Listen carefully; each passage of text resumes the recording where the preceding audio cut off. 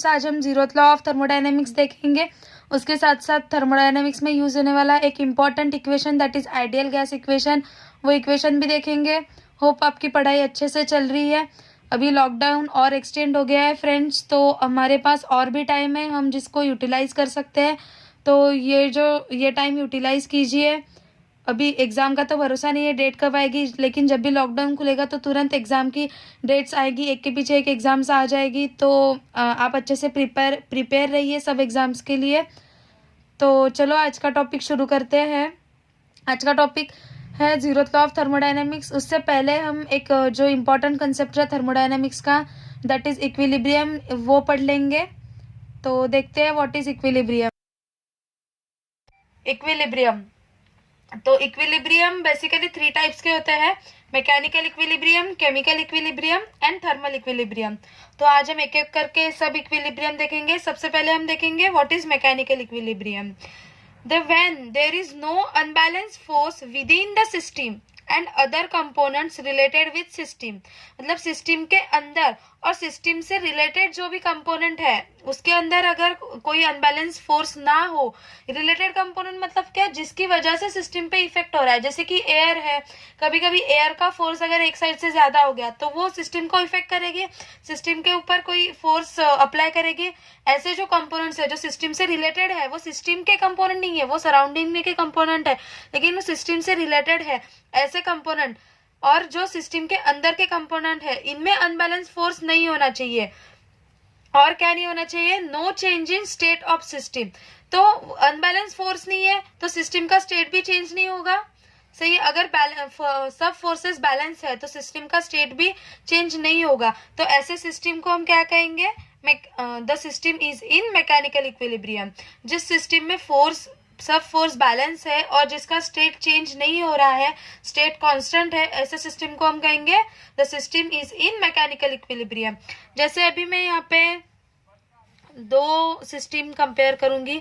ये एक यूनिफॉर्मली मास distributed rod है जिसको ये एक मैंने सपोर्ट दिया है, और ये दूसरा रॉड है, ये भी यूनिफॉर्मली मास है, इसका डिस्ट्रीब्यूटेड है, इसको भी मैंने एक सपोर्ट दे दिया है, लेकिन मैंने यहाँ पे एक वेट अप्लाई किया है। यहाँ पे 5 kg का वेट मैं अप्लाई कर रही हूँ। अभी क्या होगा? 5 kg का वेट अप्लाई किया है तो ये क्या करेगा? ये सिस्टम को इस तरफ खींचेगा, इस डायरेक्शन में खींचेगा।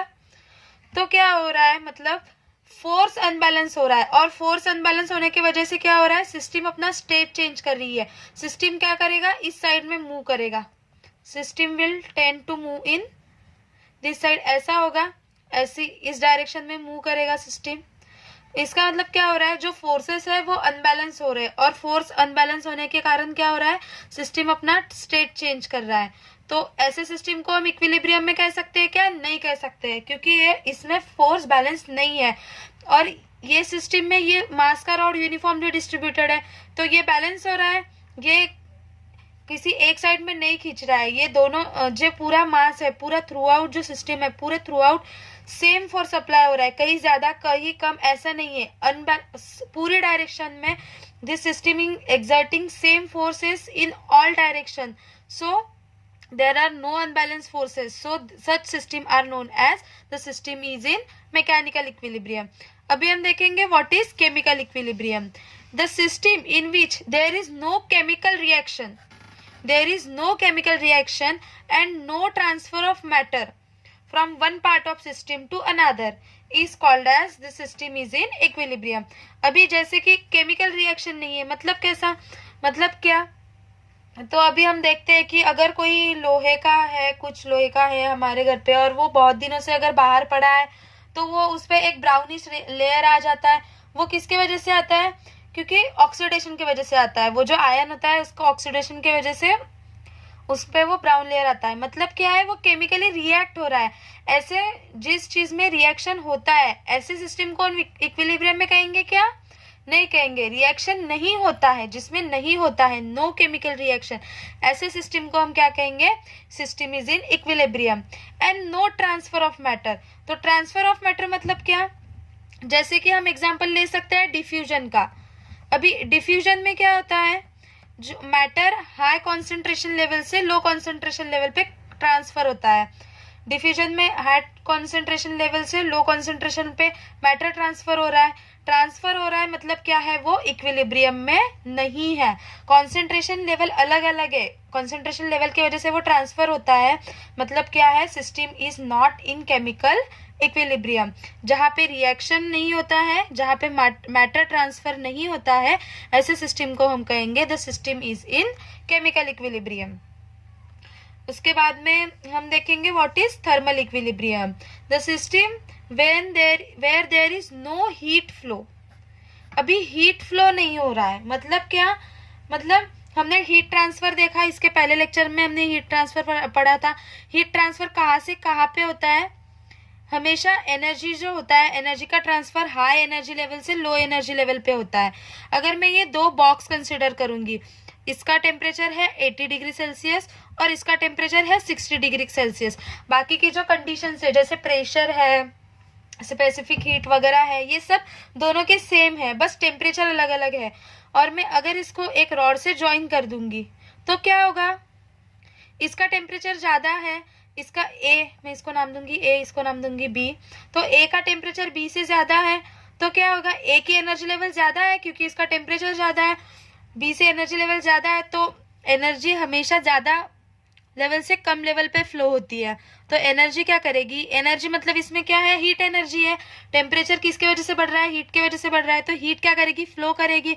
कहाँ पे फ्लो करेगी, बी की तरफ फ्लो करेगी। तो ऐसे यहाँ से वो यहाँ पे फ्लो करेगी, मतलब क्या हो रहा है, ये सिस्टम थर्मल इक्विलिब्रियम में है क्या, नहीं है। क्यों, क्योंकि इसमें हीट एनर्जी ट्रैवल कर रही है from higher temperature to lower temperature. Heat energy always travel from higher temperature to lower temperature. अभी ये फ्लो करेगी, फ्लो करते करते ये हो गया 70 डिग्री सेल्सियस, ये रीच हो गया 70 डिग्री सेल्सियस पे, और ये भी हो गया 70 डिग्री सेल्सियस। अभी दोनों का टेम्परेचर सेम हो गया, दोनों का सेम टेम्परेचर होने के कारण क्या होगा, जो हीट का फ्लो हो रहा था वो स्टॉप हो जाएगा, हीट फ्लो नहीं होगी। तो इसका मतलब क्या हो रहा है, हीट फ्लो नहीं हो रही है, there is no heat flow, that means system is in thermal equilibrium. जब सिस्टम में हीट फ्लो नहीं होता है, ऐसे सिस्टम को हम क्या कहेंगे, the system is in thermal equilibrium. अभी हम देखेंगे व्हाट इज थर्मोडायनामिक इक्विलिब्रियम। तो हमें सबसे इंपॉर्टेंट तो हमें ये थर्मोडायनामिक इक्विलिब्रियम है, क्योंकि हम पूरे थर्मोडायनामिक्स में इसका यूज करने वाले हैं। तो what is thermodynamic equilibrium, a system is said to be in thermodynamic equilibrium if it exhibit all three equilibrium मतलब हमने ऊपर जो देखे, मैकेनिकल इक्विलिब्रियम, केमिकल इक्विलिब्रियम और थर्मल इक्विलिब्रियम। कौन से इक्विलिब्रियम देखे हमने, मैकेनिकल, केमिकल और थर्मल। अगर किसी सिस्टम में ये तीनों equilibrium at the same time exist कर रहे हैं, मतलब फोर्सेस भी बैलेंस है, कोई केमिकल रिएक्शन भी नहीं हो रहा है और हीट भी ट्रांसफर नहीं हो रही है, अगर किसी सिस्टम में एट द सेम टाइम ये तीनों इक्विलिब्रियम है, तो ऐसे सिस्टम को हम क्या कहेंगे, the system is in thermodynamic equilibrium. अभी दोस्तों ये जो इक्विलिब्रियम है, इसमें इसका यूज हम लॉस पढ़ते वक्त करेंगे। जीरोथ लॉ में हम थर्मल इक्विलिब्रियम का यूज करेंगे।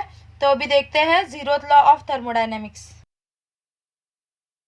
जीरोथ लॉ ऑफ थर्मोडायनेमिक्स, तो सबसे पहले हम देखेंगे कि why zeroth law is called as zeroth law of thermodynamics. हम हमेशा कोई भी लॉस देखते हैं तो वो फर्स्ट लॉ, सेकंड लॉ, कोई भी काउंटिंग शुरू करते हैं तो फर्स्ट से शुरू करते हैं, लेकिन ये जीरोथ लॉ क्यों है जीरोथ लॉ, क्योंकि थर्मोडायनेमिक्स का जो फर्स्ट लॉ है, सेकेंड लॉ है और थर्ड लॉ है, ये लॉ पहले इन्वेंट हो चुके थे और उसके बाद जीरोथ लॉ इन्वेंट हुआ था। लेकिन ये जीरोथ लॉ जो है वो सबसे बेसिक था, ये तीनों लॉ से सबसे बेसिक लॉ था जीरोथ लॉ, इसलिए उसका नाम फर्स्ट, सेकेंड, थर्ड का बेसिक था, इसलिए उसका नाम रख दिया zeroth law of thermodynamics.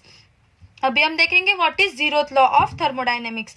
When a body A is in thermal equilibrium with a body B and also separately with body C, then B and C will be in thermal equilibrium with each other. अभी हमने देखा दोस्तों कि thermal equilibrium क्या होता है, जिसमें heat transfer नहीं होता, हीट ट्रांसफर जीरो होता है, ऐसे बॉडी को हम क्या कहेंगे, the body is in thermal equilibrium. अभी लॉ क्या बता रहा है कि अगर कोई बॉडी ए, जैसे अभी मैं लूंगी, ये है body A, is in thermal equilibrium with body B, this is body B and this is body C. अगर मैं ये 3 बॉडी लूंगी तो if A is in thermal equilibrium with B and A is in thermal equilibrium with C separately, A का B के साथ कोई heat transfer नहीं हो रहा, ये दोनों का थर्मल इक्विलिब्रियम है, और ए का सी के भी साथ कोई हीट ट्रांसफर नहीं हो रहा, दोनों का टेम्परेचर सेम है, दोनों थर्मल इक्विलिब्रियम में है, तो B and C will be also in thermal equilibrium. तो क्या होगा, अगर ये दो बॉडी ए के साथ सेपरेटली थर्मल इक्विलिब्रियम में है तो ये दो बॉडी भी आपस में क्या हो जाएगी, they will be in thermal equilibrium. मतलब ये दोनों बॉडी के बीच में का हीट ट्रांसफर भी क्या हो जाएगा, 0 हो जाएगा। हीट ट्रांसफर 0 हो जाएगा मतलब क्या, टेम्परेचर सेम हो जाएगा दोनों का, दोनों का टेम्परेचर सेम है तभी तो उसका हीट ट्रांसफर 0 हो रहा है ना, तभी तो वो थर्मल इक्विलिब्रियम में है बॉडीज। तो ये जो प्रिंसिपल है ये हम, तो अगर हमें किसी ऐसा अगर बताया है कि थर्मल इक्विलिब्रियम है और किसी दो बॉडी का अगर टेम्परेचर दिया जाता है तो हम तीसरी बॉडी का टेम्परेचर निकाल सकते हैं दोस्तों। तो यही प्रिंसिपल यूज करके हमने थर्मामीटर, जो टेम्परेचर मेजर करने का डिवाइस है, यही प्रिंसिपल पे चलता है, वो हम आगे देखेंगे ही। इसीलिए 0th लॉ ऑफ थर्मोडायनेमिक्स को ये भी कहा जाता है कि this law is basis of temperature measurement. मतलब टेम्परेचर मेजरमेंट करने के लिए जो बेसिक्स यूज किए हैं, that basics are taken from 0th law of thermodynamics. Okay, it is the basis of temperature measurement. Now we will see what is thermometer. The thermometer is the device which is used to measure temperature. मतलब temperature measure करने के लिए जैसे हम अलग अलग, मतलब जैसे कोई वेइंग मशीन, वेट मेजर करने के लिए हम वेइंग मशीन यूज करते हैं, कोई लिक्विड है तो उसको यूज करने के लिए हम अलग अलग जार्स मेजर यूज करते हैं, ऐसे ही हम टेम्परेचर मेजर करने के लिए क्या यूज करते हैं, थर्मामीटर यूज करते हैं। और टेम्परेचर का यूनिट क्या होता है, टेम्परेचर का यूनिट, टेम्परेचर के 3 यूनिट होते हैं। टेम्परेचर का एसआई यूनिट होता है kelvin, SI unit of temperature is kelvin. लेकिन टेम्परेचर को हम डिग्री सेल्सियस में भी मेजर करते हैं, और Fahrenheit also a unit of temperature. तो बहुत बार दोस्तों एग्जाम्स में कन्वर्ट करने के लिए क्वेश्चन आता है, मतलब जैसे कि अगर तुम्हें केल्विन में दिया हो तो सेल्सियस में निकालना है, या फिर सेल्सियस में दिया है तो फ़ारेनहीट में निकालना है, तो टेम्परेचर कन्वर्ट करते आना चाहिए हमें। तो इसलिए ये फॉर्मूलेज आप लिख लो अपनी नोट्स में। तो सबसे पहला फॉर्मूला है कि इफ केल्विन, मतलब अगर टेम्परेचर केल्विन में दिया है, अगर उसको डिग्री सेल्सियस में कन्वर्ट करना है तो कैसे करेंगे, तो जो टेम्परेचर केल्विन में दिया है -273 is equal two degree Celsius. जैसे अभी मैं नॉर्मल रूम टेम्परेचर लूंगी, नॉर्मल रूम टेम्परेचर कितना होता है, 298 केल्विन होता है। अगर इसको डिग्री सेल्सियस में कन्वर्ट करना है तो मैं कैसे करूंगी, 298 -273 इक्वल टू 25 डिग्री सेल्सियस। तो मतलब मैं केल्विन में दिया था, सेल्सियस में निकाला है। ऐसे हम अलग अलग टेम्परेचर, या फिर अगर सेल्सियस में दिया है तो यहाँ पे वैल्यू पुट करना है, हमें केल्विन में मिल जाएगा। अभी अगर फ़ारेनहीट से केल्विन में या फिर केल्विन से फ़ारेनहीट में अगर कन्वर्ट करना है तो we will use this formula, Fahrenheit is equal to 1.8 bracket में केल्विन -273 प्लस 32, ये याद रखना है 1.8 ये फैक्टर n प्लस 32, और ये हमें फ़ारेनहीट से केल्विन में ट्रांसफ़र करने के लिए यूज़ होगा। अभी अगर हमने इसमें हमारा जो हमने 298 केल्विन लिया था वही लेंगे, 298 अगर इसमें सब्स्टिट्यूट करते हैं तो क्या आएगा, 1.8 इंटू 298 -273 प्लस 32, तो 1.8 इंटू 25 हो जाएगा ये, प्लस 32, 298 में से 273 गए 25 प्लस 32, तो ये कैलकुलेट करके आंसर आएगा 77 फ़ारेनहीट। मतलब 298 kelvin is equal to 77 Fahrenheit is equal to 25 degree Celsius. Okay, ये तीनों सेम टेम्परेचर है। अभी हम फ़ारेनहीट से, अभी K माइनस 273, ये क्या था हमारा, सेल्सियस था। सेल्सियस में अगर कन्वर्ट करना हो तो हम ये इक्वेशन यूज करते थे, इसलिए इसके जगह पे हमने क्या किया है, सेल्सियस डाल दिया है। सी, तो अगर सेल्सियस में दिया है तो कन्वर्ट करेंगे, F is equal to 1.8 into degree Celsius plus 32। ये है कन्वर्जन के लिए फॉर्मूला। अभी हम देखेंगे कि what is absolute zero. Absolute zero, तो एब्सोल्यूट जीरो के लिए हम ये ग्राफ समझ लेंगे। अगर मैं इस y एक्सिस पे kelvin, temperature in kelvin draw कर रही हूँ और x एक्सिस पे temperature in degree Celsius draw कर रही हूँ, तो जब 0 डिग्री सेल्सियस रहेगा, जब डिग्री सेल्सियस की वैल्यू 0 रहेगी, तब केल्विन की वैल्यू क्या रहेगी, 273 रहेगी। अगर मैं इस इक्वेशन में c की वैल्यू 0 डालती हूँ तो k की वैल्यू क्या आएगी, 273 आएगी। मतलब ये पॉइंट हो गया। और जब मैं ये नीचे लेके आ रही हूँ तो यहाँ पे जब k की वैल्यू 0 हो जाएगी, k की वैल्यू कितनी हो रही है, यहाँ पे 0 हो रही है, तो c की कितनी होगी, अगर k की 0 हो गई तो c की कितनी होगी, 0 माइनस 273, मतलब माइनस 273। मतलब जहां पे टेम्परेचर 0 डिग्री केल्विन या फिर माइनस 273 डिग्री सेल्सियस हो रहा है, ये स्ट्रेट लाइन इक्वेशन है इसलिए ये स्ट्रेट लाइन है दोस्तों। तो जब टेम्परेचर 0 केल्विन और माइनस 273 डिग्री केल्विन पर रीच होगा, ऐसे तब हम क्या कहेंगे, the temperature is reach at absolute zero. ये होता है एब्सोल्यूट जीरो कंडीशन। इस पे क्वेश्चन आया था दोस्तों आरटीओ में, तो ये बहुत छोटा सा कंसेप्ट है लेकिन इसको इग्नोर मत करना। एब्सोल्यूट जीरो कब कहेंगे, जब 0 डिग्री केल्विन पे रहेगा, 0 डिग्री सेल्सियस नहीं, याद रखना, this is kelvin, this is not Celsius. At absolute zero in degree Celsius temperature is minus 273 degree Celsius और केल्विन में रहेगा 0 केल्विन। तो जब एब्सोल्यूट जीरो रहेगा दोस्तों, तो इसका इतना इंपॉर्टेंस क्यों है, क्योंकि एब्सोल्यूट जीरो पे entropy of every system will be equal to zero. मतलब एंट्रोपी नहीं होगी, सिस्टम में कोई भी डिस्टर्बेंस नहीं होगा, जो इंटरनल फोर्सेस है ये सब स्टॉप हो जाएंगे। ऐसे सिस्टम को हम क्या कहेंगे, द सिस्टम, जब सिस्टम 0 पे रहेगा तब क्या होगा, सिस्टम में के जो इंटरनल फोर्सेस है वो पूरे 0 हो जाएंगे। इसलिए इसका इंपॉर्टेंस है वो हम आगे देखेंगे और इस पे एक क्वेश्चन भी आया था, वो क्वेश्चन भी देखेंगे अभी। और एक नोट कर लीजिए दोस्तों कि convert temperature in kelvin while solving any numerical. जैसे हमने देखा है कि कोई भी न्यूमेरिकल होगा तो उसमें हम क्या करते हैं, जो यूनिट है वो एसआई यूनिट में कन्वर्ट कर लेते हैं। इसलिए टेम्परेचर, जब भी हमें टेम्परेचर दिया है, चाहे वो सेल्सियस में दिया हो, फ़ारेनहीट में दिया हो, केल्विन में दिया हो, लेकिन हमें प्रॉब्लम सॉल्व करते वक्त हमेशा टेम्परेचर किस में कन्वर्ट करना है, केल्विन में कन्वर्ट करना है।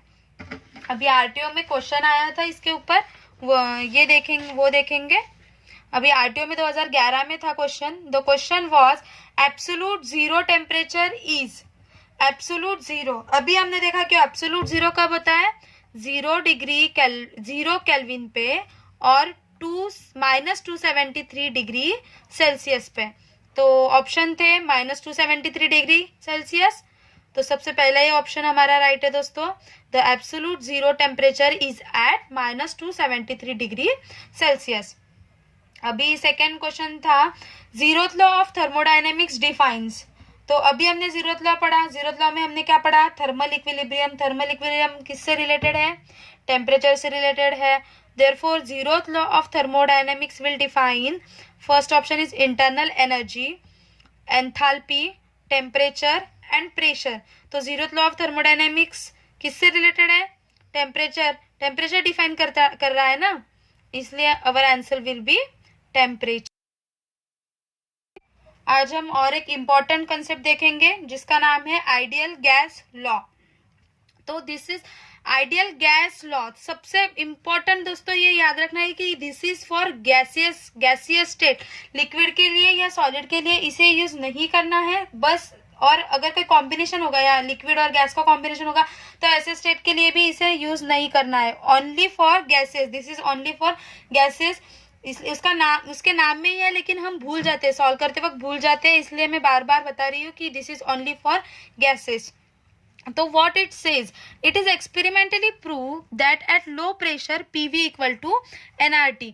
मतलब क्या है कि ये क्या बता रहा है हमें कि जो हमारी जो प्रॉपर्टीज है, मतलब जैसे कि प्रेशर है, वॉल्यूम है, टेम्परेचर है, गैसेस की जो अलग अलग प्रॉपर्टीज है वो एक दूसरे के साथ चेंज होती है। मतलब जैसे अगर मैंने किसी चीज का प्रेशर चेंज किया है तो उसके साथ टेम्परेचर भी चेंज होता है। ऐसा होता है ना, अगर किसी चीज का वॉल्यूम चेंज करते हैं तो उसके साथ प्रेशर चेंज होता है, गैसेस में होता है। तो ये जो प्रॉपर्टीज का चेंज हो रहा है, इसका जो पैटर्न है, इसमें जो रिलेशन है, ये हमें कौन बताएगा? आइडियल गैस लॉ बताएगा। तो ये क्या बता रहा है कि एट लो प्रेशर, ये भी याद रखना है कि at low pressure this law is valid only at low pressure. तो at low pressure PV equal to N R bar T. R bar है दोस्तों, ये भी ध्यान रखना कि आर बार और आर अलग अलग है, वो मैं आपको बताऊंगी आर मतलब क्या और आर बार क्या है। बस ये ध्यान रखना कि जब एन है, एन के साथ क्या रहेगा? आर बार रहेगा। तो अभी what is this N and R bar?